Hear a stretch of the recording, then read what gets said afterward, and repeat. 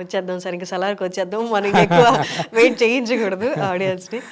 So ఇప్పుడు as we are talking, ఇప్పుడు మనం మాట్లాడుతున్నాము, ట్రైలర్ 2 కూడా రిలీజ్ అవ్వబోతుంది. సో అది కూడా చూద్దాము. సలార్ సాంగ్ లిరిక్స్ అంటే మా కథ ఇంకా తెలీదు, ఉత్త ట్రైలర్లో లుక్ వరకే చూసాము. బట్ ఇప్పుడు దాకా క్యారెక్టరైజేషన్స్ మాకేం అర్థమయ్యాయో వాళ్ళ క్యారెక్టర్ని డిస్క్రైబ్ చేస్తున్నట్టే ఉన్నాయి, చెప్పనట్టుగానే వాళ్ళ క్యారెక్టరైజేషన్స్ని ఉన్నట్టే ఉన్నాయి. ఒక్కసారి పదాల గురించి, ఆ పదాలు చాలా చక్కటి పదాలు, ఒక్కొక్క క్యారెక్టర్ ఏ దారిలో వెళ్తుందో కూడా చెప్పారు. ఒక్కసారి ఆ పదాల గురించి. ముందుగా నాకు I should thank Prashanth Neel గారు అండి, ఇంత మంచి నాకు అవకాశం ఇవ్వడం, సలార్లో పాటలని నేనే రాయడం జరిగింది. ఈ సిచ్యువేషన్ చెప్పినప్పుడు ఆయన ఏంటంటే కథ నాకు పూర్తిగా చెప్పలేదు, సిచ్యువేషన్ చెప్తూ ఆ సందర్భం వరకే రాయమని చెప్పారనమాట. అంతేనా? అంతే. అలా అయితే కష్టం అవ్వదండి క్యారెక్టరైజేషన్ మొత్తం కాన్ఫ్లిక్ట్ తెలియకుండా కొన్ని పదాలు ఏమన్నా వాడాల్సినవి రావేమో అన్న? అదే ఆయన రప్పించుకుంటారండి. ఓకే, ఈ సో కాన్ఫిడెంట్ దట్ ఆయనకి ఏం కావాలో ఆయన కరెక్ట్గా తీసుకుంటారనమాట. సో ఆ విషయంలో ఆయనకి 100% క్లారిటీ ఉంది. అందుకే కొన్ని పదాలు అంటే ఇది ఫస్ట్ వెర్షనే కాదు, ఇది ఆల్మోస్ట్ ఒక చిన్న పదాలు మార్చి ఒక సెకండ్ వెర్షన్లోనే ఇది ఓకే అయిపోయింది. తను చెప్పడం చాలా క్లియర్గా చెప్పారనమాట. ఇద్దరు ఫ్రెండ్షిప్ మీద అంటే దోస్త్ మేరా దోస్త్ ఈ టైప్లో అదేదో లవ్ సాంగ్ లాగా ఉండకూడదు అలా అని చెప్పి RRRలో అది ఇద్దరు రైవల్స్ మధ్యలో ఫ్రెండ్షిప్ లాగా సీతారామ శాస్త్రి గారు రాయడం జరిగింది. సో అలా ఉండకూడదు. ఇది మీరు ట్రైలర్లో చూసినట్టయితే వాళ్ళకి ఒకరు రష్యా నుంచి వచ్చారు, వీళ్ళకి సెర్బియన్ ఆర్మీ వచ్చింది, మనకెవరు వస్తున్నారన్నా అని ఒకడు అడుగుతాడు. అప్పుడు వరదరాజు ఏం చెప్పాడు అనమాట, సింపుల్గా ఇలా నడుస్తూ వచ్చి దేవా అంటాడు.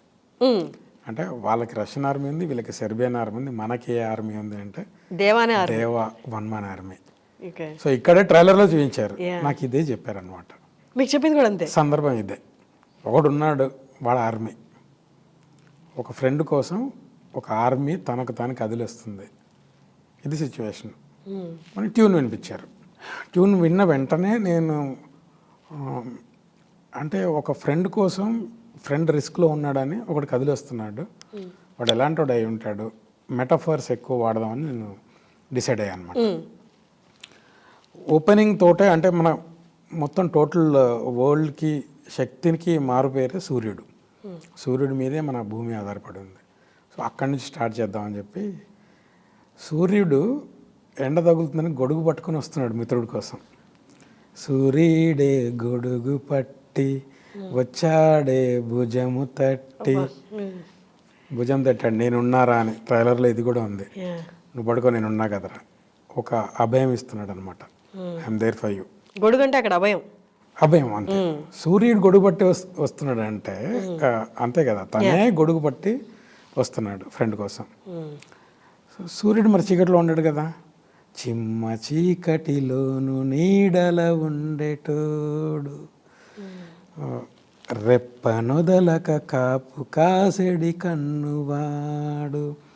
ఇది ఎందుకు రాశాడంటే చీకట్లో కూడా నీడలా ఉంటాడు, చీకట్లో వెలుగులోనే నీడ ఉంటుంది. బట్ చీకటి అయినప్పుడు ఎలా అంటే వీడు చీకట్లో కూడా పడే నీడ, చీకట్లో కూడా ఉండే నీడ.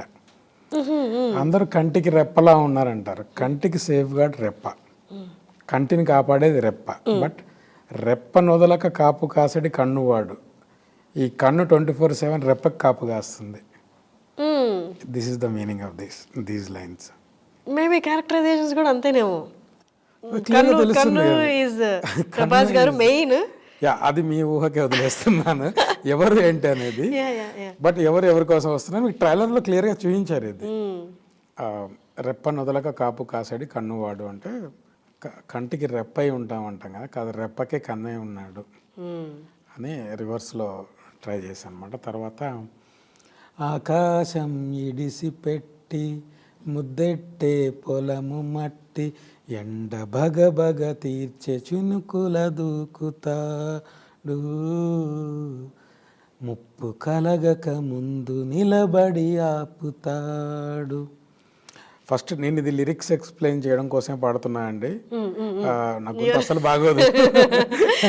I'm not a singer, I'm very bad singer. దీని మీద కూడా ఇంకో జోక్ ఉంది. ప్రశాంత్ గారికి ఎప్పుడైనా లిరిక్ చూపించినప్పుడు సార్ పాడాలా సార్ అంటే, ప్లీజ్ సార్ మీరు పాడకూడదు సార్, ముందు ఒకసారి పాడమన్నారు, తర్వాత ఎప్పటి నుంచి మీరు చదవండి సార్ పాడొద్దా. సో నేను లిరిక్ చదివి చెప్తుంటాను అనమాట. I have very bad voice. నాకు మెయిన్ ప్రాబ్లం వల్ల రాయడంతో కాదు, రాశాక డైరెక్టర్ గారు ఎవరైనా పాడి పంపించండి అంటారు చూడండి, అప్పుడు struggle start, actual stress start అవుతుంది. వద్దు సార్ నా గొంతులో వింటే మీరు బాగున్న పాట కూడా బాగాలేదు అంటారు, మీరే చదువుకోండి ట్యూన్ పెట్టి అని జనరల్లీ చెప్తుంటాను. సో ప్లీజ్ ప్రేక్షకులు క్షమించండి, నా గొంతు అసలు బాగోదు. జస్ట్ లిరిక్స్ ఎక్స్ప్లెయిన్ చేయడం కోసం చెప్తున్నాను అనమాట. ఆకాశం విడిసిపెట్టి ముద్దెట్టే పొలము మట్టి, ఎండ బగబగ తీర్చే చినుకుల దూకుతాడు, ముప్పు కలగక ముందు నిలబడి ఆపుతాడు. ఒక దాహంలో ఉన్నారంటే, ఎండ బగబగమంటూ ఒకరు దాహంలో ఉన్నారంటే ఆకాశం వదిలిపెట్టి పొలం మట్టిని ముద్దెడతాడు. అంటే అంత దూరం నుంచి కిందికి వస్తాడు, మీకు చినుకు అవుతాడు, దాహం తీరుస్తాడు. ముప్పు కలగక ముందు అంటే డేంజర్ వచ్చే ముందు నిలబడి ఆపుతాడు. డేంజర్ రావాల్సిన పని లేదు, డేంజర్ కన్నా ముందు తను నిలబడి ఆపుతాడు. సార్ అసలు ఒక్క మాట చెప్పండి, ఆయన చెప్పింది ట్రైలర్లో కనిపించిన ఒక్క సీన్ మాత్రమే. అవును అవును. అసలు ఇంత ఎలా ఇన్ఫర్ చేసుకున్నారు? జస్ట్ ఆర్మీ అనే వర్డ్ యూజ్ చేస్తాడు. ఒక మ్యానే ఆర్మీలో వస్తే ఆ పదం కావాలి ఒక స్నేహితుడికి. ఇంతమందిని శత్రువుల గురించి అయితే ఎక్స్ప్లెనేషన్ ఇచ్చేసారు కదా, సైబీరియన్ నుంచి వచ్చారు, ఇంకొకరు రష్యా నుంచి వచ్చారు.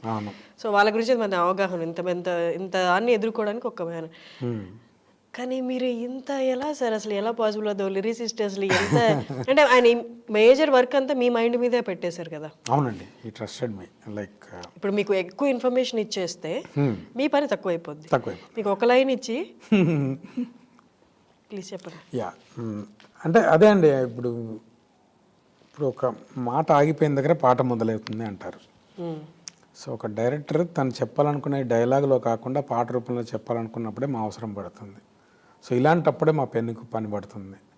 సో ఇలాంటి ఇంత మంచి సందర్భం వచ్చినప్పుడు కూడా రాయలేకపోతే మేము ఎందుకండి.